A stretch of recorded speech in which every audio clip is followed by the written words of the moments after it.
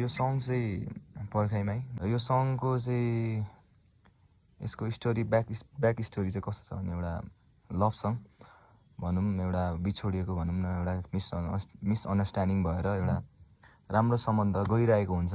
अब एउटा सानो कुराले नबुझेर दुईजनाको बिचमा, अनि उसलाई चाहिँ अब ऊ चाहिँ गइसक्यो, उसले चाहिँ पर्खिरहेछ उसलाई अझै पनि, हुन्छ नि, आउँछ भन्ने आश छ। उसले देखाएर पनि गएको हुन्छ आउँछु भनेर, तर ऊ सायद आउँदैन।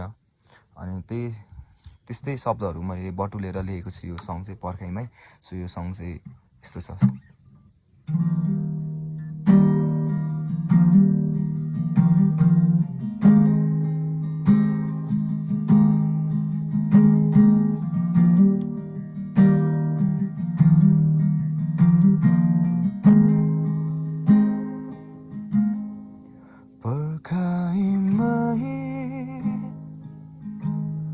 बसेको छु अझै,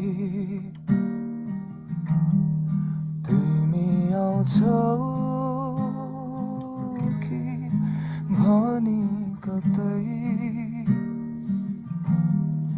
आउँछु भन्थ्यौ फर्किएर, जाने छैन बदलिएर।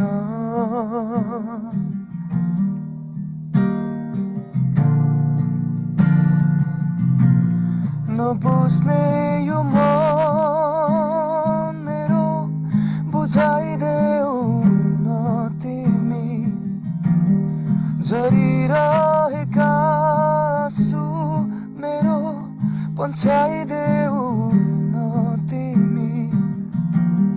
भन्नु त धेरै छ तर भन्नै सक्दिन,